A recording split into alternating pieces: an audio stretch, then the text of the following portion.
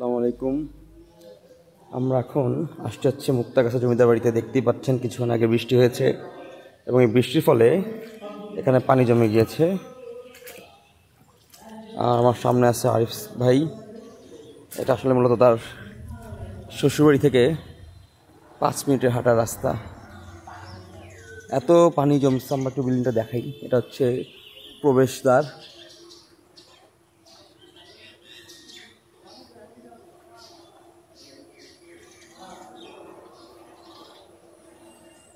একটু ঘুরে ঘুরে জায়গাটা দেখছি।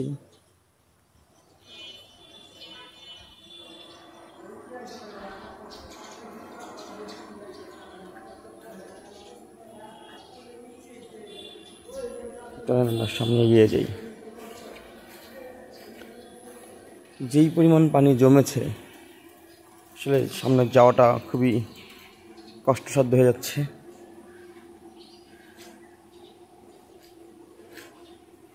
বৃষ্টির দিন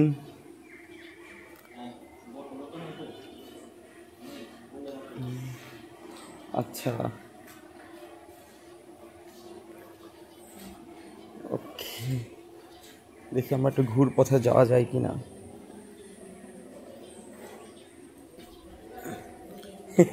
কিরে এত পানি এখানে?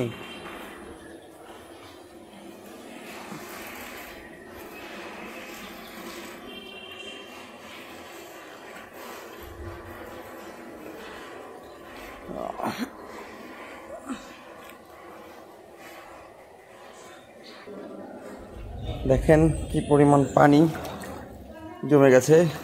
1 ঘন্টা বৃষ্টি হয়েছিল, তাতেই অবস্থা। আর আমরা আস্তে আস্তে সামনে যাচ্ছি।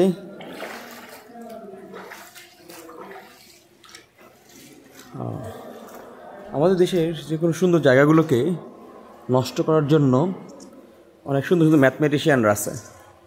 যদি লক্ষ্য করেন এখানে কি সুন্দর একজন ম্যাথমেটিশিয়ান, কার নাম লিখছে সাথে বোঝা যায় না, সাথে আর আছে সম্ভবত। সামনে মানে এ ছিল, কারণ A for Arif, R for বললাম না।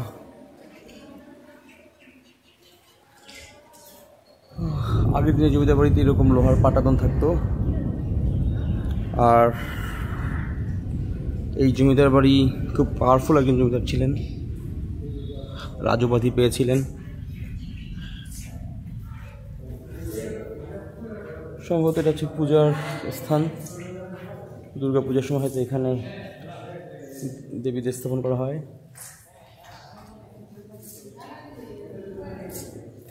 আর কারুকার্যগুলো দেখেন, খুবই সুন্দর হয় কারুকার্যগুলো।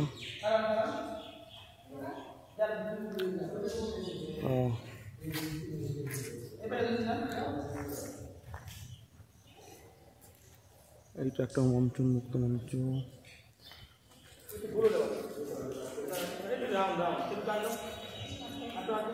দেখতে থাকুন।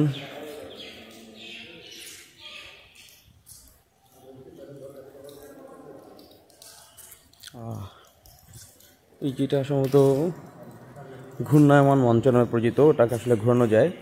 তুমি দেখতেছেন ওটাকে ঘুরলে এই মঞ্চটা ঘুরে আর কি। অযত্নে পড়ে আছে। আমাদের মানুষদের সচেতনতা একটা বড় অভাব।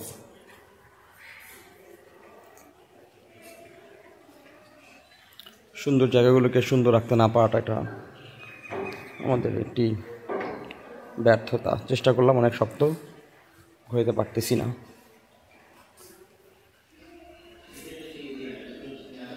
হ্যাঁ, এটা হচ্ছে ঘূর্ণায়মান।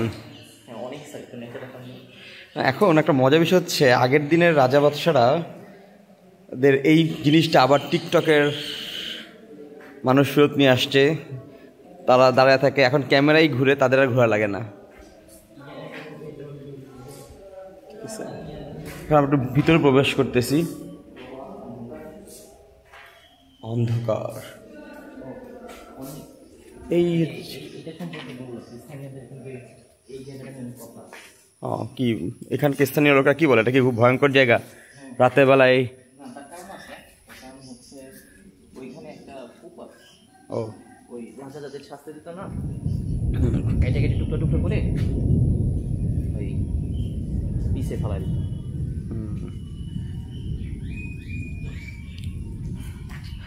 বাংলাদেশে যে কজন পাওয়ারফুল জমিদার বাড়ি বা রাজবাড়ি আছে তার ভিতরে এটা কিন্তু অন্যতম। সাভার মানিকগঞ্জের সাটুরিয়া জমিদারের বাড়ি পর মুক্তাগাছা জমিদার বাড়ি কিন্তু অনেক বিখ্যাত। আর আমরা ঠিক মতো এটাকে সাজা রাখতে পারিনি, এটা আমাদের ব্যর্থতা। তখনকার সময় ওই জাপানিজ কারিগর দিয়ে তৈরি করছে। এখানে কি গরমের সময় মারাত্মকভাবে ঠান্ডা থাকতো, ঠান্ডার সময় গরম থাকতো। এত সুন্দর একটা বাড়িগুলোকে নষ্ট করে ছাড়লো। আমরা ঘুরে ঘুরে ভিডিও করতেছি আর কি। জাপানি কারিগর দ্বারা এই বাড়িটা করা হয়েছে। আমরা আরও তথ্য জানার চেষ্টা করব। কেউই নাই আসলে, আমি আর আরিফ ছাড়া এখানে কেউ আসেই নেই এখন পর্যন্ত। অর্ধেক আমার তো মনে হয় রাত 12টার পর এখানে আসলে অনেক মজা হবে। অশরীরী আত্মাদের শব্দ শোনা যাবে। ওটা আমি নিজেই হাসছি, ভয় পাওয়ার কিছু নেই, কিছুই নাই। হয় চুরি করছে, নইলে এভাবে রেখে দিয়েছে।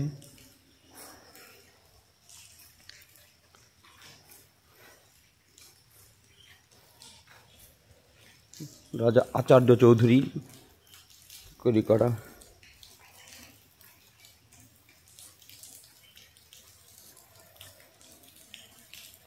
উনি কিন্তু নিঃসন্তান ছিল। পালক ছেলে ছিল, তার নাম হচ্ছে আপনার ওই সুশান্ত, শশীকান্ত। শশীকান্ত। শশীকান্তই কিন্তু পরবর্তীতে শশী লজ, ময়মনসিংহ সদরে যে শশী লজ আছে না, ওটা স্থাপন করতে শশীকান্ত। শশীকান্ত নামটা শোনার পর হুমায়ুন আহমেদের একটা বই আছে মধ্যাহ্ন দ্বিতীয়তে সম্ভবত এরকম কিছু একটা গল্প ছিল, বা মধ্যাহ্ন প্রথমে, অনেকদিন পড়া হয় না। নাইম এবং নাইম শেখ N+A বা H+R।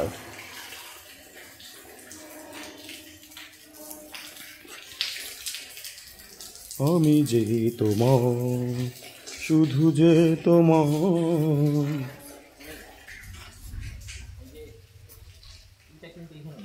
কি কূপ? ওই যে কূপটা, যেই কূপে মানুষকে মেরে ফেলা হতো, মায়ের কুচি কুচি করে ভাসে দেওয়া হতো। এটা একদম ব্রহ্মপুত্রের সাথে কানেকশন ছিল। একদম সরাসরি ব্রহ্মপুত্রে চলে যেত। এইখানে কোনো একটা জায়গায় লোকেশনটা ছিল। ওই যে এখানে আমি লাস্টবার যখন আসছি না, এখানে যে গাইড সব কিছু ঘুরে ঘুরে দেখাচ্ছিল আমার, কিন্তু আজকে কোনো গাইড নেই। না, আজকে গাইড নেই, মনে করতেছে না, কিন্তু এখানে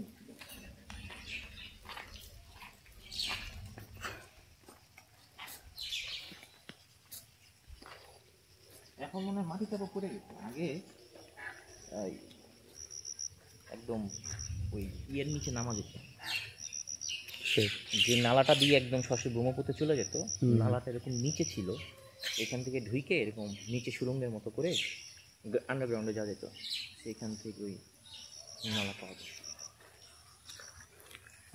আমরা যে একটু পুকুরটা দেখেছি না, এটা কিন্তু কলেজের জায়গায় ওই যে এটা হচ্ছে মানে খুব সম্ভবত ইউএনএর অফিস। জায়গাটা সুন্দর আছে, কিন্তু সঠিক রক্ষণাবেক্ষণের ইচ্ছা তাদের নাই। চাইলে এগুলোর পুরাতন ডিজাইন খুঁজে বের করে এগুলো ঠিক করা যায়।